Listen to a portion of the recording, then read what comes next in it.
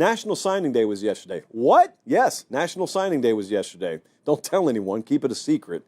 I will talk at some length in just a little while about how National Signing Day has changed. National Signing Day memories are just that now. They're memories, but this used to be a holiday. The first Wednesday in February, some of us circled before we circled Christmas. Some of us planned our escape from work or school on the first Wednesday in February more so than we did getting out of town early for Thanksgiving. It was that big a deal. And now it's an afterthought because of the way the calendar is structured. So I had some takeaways, not from yesterday, but just this entire recruiting cycle now. Texas just keeps on stacking. Texas is the new Ohio State. So Ohio State was the new Georgia. What I mean by that, if you've watched the show for a while, you know what I mean. For a while, Kirby and Georgia were the team that recruited at a high level, and they won a whole lot of games every year, but they couldn't win the big one. It was always dumb. So then they won a couple of titles, and then everyone shifted their attention to Ryan Day. Oh, Ryan Day, man. He's a good recruiter, and they win all their other games, but they can't win the big one. Okay, well, they just won the big one. So now that sounds foolish, but it always was.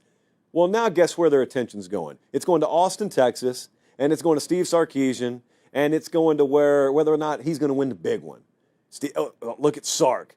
Yeah, he can stack all these recruiting classes. Yeah, they got all this talent. Yeah, they got these deep pockets in NIL, but they can't win the big one. Yeah, they can. They just haven't. The best way to go about that is don't pay attention to what people are saying on the outside and just keep stacking elite classes and keep stacking talent. Because that's the same thing that Saban did at Bama. That's the same thing Kirby did at Georgia. That's the same thing Ryan Day has done at Ohio State. And what you do is you don't hope right place, right time happens, because that's not the way it actually works. The way it works is you just get in the right place and stay there by recruiting and developing and being as deep as you possibly can, and the right time will find you. Right time just found Ohio State. They've been in the same place every year. They've been a contender every year. Georgia was a contender every year for a long time. The right time, boom, boom, back-to-back years, it found them. Right time will find Steve Sarkisian. I think that guy will win a national championship there. Hey, I'm still holding out hope Lincoln will win one at USC. They got a little further ways to go out there, obviously, but listen. Texas, 8 of the top 12 they signed, defensive guys. They got 3 top 200 receivers. They have been, this is important to note, they've been a top 10 recruiter 7 of the last 8 years. So I know that I will forever have some of you who disagree with me on this. And you'll say, you shouldn't waste your time talking recruiting because recruiting rankings don't matter. You are wrong. It's not a matter of opinion. You can be of the opinion that you don't care about them. But to be of the opinion that recruiting rankings don't matter, you're wrong. You're either saying the recruiting rankings are flawed, which over the long haul is not true, or you're saying that, well, they don't really matter because it's all just a crapshoot. No, it's not. Out of the last 9 national champs, 8 of those 9 teams averaged a top 10 finish over the 4 years prior in recruiting. Michigan's the one outlier. So it means a lot. Texas is there. They're going to continue to be there. Now, my follow-up there, if we're going to stick with, what we remember most recently, Texas was in the playoff. Who did they play in their first game? Second round, Texas's first game. They played Clemson. I don't share the same optimism I have about Texas when it comes to Clemson. Now, I will say, none of this is definitive. I don't know where Clemson's headed. I mean, I got concerns about where Clemson's headed. They just finished with the 26th ranked class in the country. That's the lowest there since 2010. So I know how many Clemson folks we have watching the show. I would be doing the same thing you're probably doing right now. If I'm listening to some guy talking to a microphone, questioning our recruiting, I'd be saying, oh, well, this is Clemson, so we'll get it figured out. Dabo always gets it figured out. Maybe those rankings are flawed. Recruiting rankings aren't everything. There's a whole lot more to it than that. Yes, there is, okay?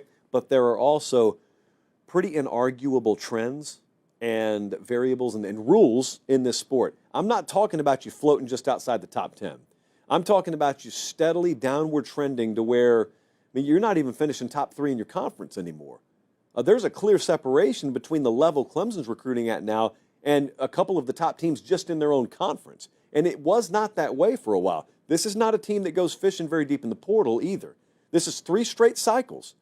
Clemson's recruiting is finished outside the top 10. This one finished outside the top 25. It's not a fringe issue. They're not close. Let me put it plainly. Clemson's football players that they are accumulating on that roster are not going to be good enough to meet the standard they've set there. Unless something drastic changes or unless their development laps the rest of the sport or the recruiting rankings were just totally flawed. Unless something like that is amiss, they're not going to be able to keep up. This year's team will actually be their best shot over the next several years. That's the way it looks to me right now. I would be happy to be sold on the alternative. I'd be more than happy. It's not actually something I want. It's very good for us around here when Clemson is good. It's hard for me to see them competing at a national championship level. They're not close to Texas right now. They are not close to Ohio State. They're not close to several of the top teams in the SEC or the Big Ten, which brings me to my next point. Michigan surging. I would buy a lot of Michigan right now. Now, I know. There is a thought out there that the NCAA is just going to drop a bomb on Michigan's head and all this is going to be rendered irrelevant. Well, I don't believe that. So I am very much operating on the assumption that them flipping Bryce Underwood from LSU is one of the biggest things to happen to this program in the history of the program. Josh, that sounds kind of hyperbolic. It is, but it really isn't. If you consider the kind of talent that kid has, and you consider when they flipped him, remember where the energy was around that program. The season felt kind of dead in the water, and then they flipped Bryce Underwood, just huge. It's the #1 player in the country. They finished with the #6 class in the country. They go on to beat Ohio State and Alabama to end the year. Yes, you have the cloud of the NCAA investigation over the program, but I am a believer that the fallout from that, the impact of that, is not going to be greatly detrimental to the future of this program. That's what I believe. Could be wrong, but I think I'm right on it. So I'm buying a ton of Michigan. I'm buying the direction of that team and that program right now.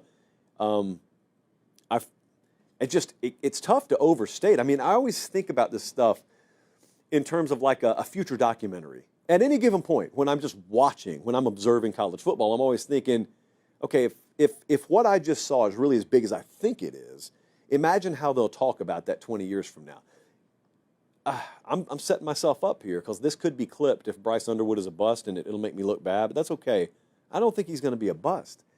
So if you think about the impact this could have on that program, you know, the way the season ended, Sharon Moore's first year, the way the season ended coincides with them going all in, them flipping the #1 player in the country. I mean, we have seen time and time again what getting a generational player, if he is one, what getting a generational player at the quarterback position into your program means. Now, we got to find out if he's a generational player. I want to be very careful there. That word should almost never be used. So I haven't scouted him. I've watched him just like the rest of you have. If he is one, and Michigan just did that, think about how they could talk about that down the road. Michigan, of course, in the Big Ten. The Big Ten's making moves now, but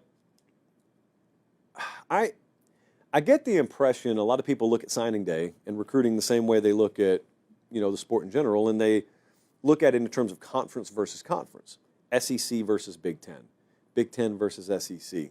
It's not the way to look at this. It's the two of them and then the rest of the sport. Because the Big Ten and the SEC are collectively just pulling further away from the rest of the sport. The SEC, is that a real stat? The SEC had 17 of the 32 five-star commits this year. The Big Ten had 10 of them. The proper way to view college football, not proper in a sense that I love that this is the way it is, but the proper way to view it in that it is the way it is not those two versus each other. Any given year, SEC will be on top, Big Ten will be on top, on the field and recruiting. But by and large, listen to this. The Big Ten and the SEC had 20 of the top 25 recruiting classes in this cycle. They signed 27 of the 32 five-stars. They signed over 3/4 of the top 247. They signed 76% of the top 247 players in the country. The Big 12, by comparison, had no teams in the top 20. So Big 10 SEC had 20 of 25. The Big 12, also known as a Power 4 conference, it's not really. There is no comparison. The ACC, the Big 12, there is no other conference that compares to what either of them are doing.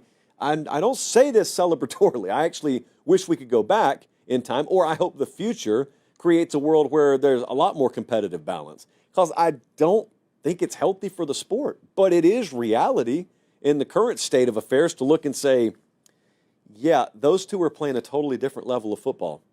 Have been for a while. I just don't think the gap's ever been as wide as it is right now. So, yeah, I mean, it was an SEC fest and a Big Ten fest, and then there was a little sprinkling of other teams. Clemson fell out of the top 25. That's what I noticed. But let me just talk about this for a second. When I'm college football commissioner, I will do everything I can to get National Signing Day back. Now, maybe we've lost it. Maybe it's gone. Maybe the early signing day has created a world where we'll just never have that tentpole Wednesday, whether it's in December or February, where the earth just stops and everyone is leaned in on every major announcement. But it wasn't that long ago that National Signing Day was like a holiday. I cannot emphasize this enough. If you're a college football fan and you're 16 years old, enjoy your youth. That's great. But you did miss out on one portion of the golden era of college football. Now, hopefully we can get it back, but you missed out on what National Signing Day was like. In major college football, National Signing Day, if you just rewind 10 years, 15 years, not that long ago, you are talking about some of the highest drama that American culture could ever produce. I don't even know which memories. I mean, I remember the Jadeveon Clowney recruitment. How was I, like, in what world this year, like in this recruiting cycle, would you ever know where Jadeveon Clowney's mom works? Like what, I think she worked at a Frito-Lay factory or something like that, and then Clowney is a top recruit. He goes to South Carolina, ends up being a first-round draft pick. But I remember how deep I went on recruiting back then, and I remember it was mainly a message board-driven culture where you have to get your updates through message boards, and then occasionally there would be a tweet, or occasionally someone would have some scoop on a radio show or whatnot. But by and large, it was great. This is sort of pre-Reddit. So it's just message boards, just team message boards, which is still a huge pipeline for information. But, dude, the F5 key, which is the refresh key, just boom, boom, boom, boom, boom. You're just wearing it out, immunity. Recruiting, National Signing Day, it was so great. So what I used to do, no matter where I worked or where I was in school, what I would do is Monday, the week of National Signing Day, on Monday, I would drop just a, and that was it. Then Tuesday, especially after lunch, this is where it's really important. You really want a full hand to the mouth. You got to go to the bathroom every now and then and rub your nose raw on the tip, because you got to get the redness. You got to get the Rudolph effect. And you got to let people know 3:30, 3:45, you're coming down with something. And you got to make one of them say, wow, you're not looking so great. And at that point, you're like, no, I'll be okay. And it's the second person. It's not Terry, it's Linda who walks up and says, ooh, wow, you sound terrible. I don't know, I'll try and tough it out. Because that has bought you the ability to not come in on National Signing Day. I perfected this. This was an art form. I had never had any intention on coming to work or school on National Signing Day, but I did want the mechanism. I did want the exit door. I wanted the trap door. Now, I was good to go on Thursday. I was feeling well on Thursday. My immune system really kicked in. Wednesday, 2:30, 3 in the afternoon, I'd be good to go. I'd text them, I'll be in tomorrow. Thanks for thinking about me. Feeling better. Think I'll be in tomorrow. But there was no work or school on National Signing Day. And now it's like the total opposite. I'm getting texts from buddies yesterday around lunchtime. Did you know it's National Signing Day? And I was like, huh? Oh, it is. Oh, it sure is. I hate it. College football's wonderful. I hate that they've taken it from us. I really do.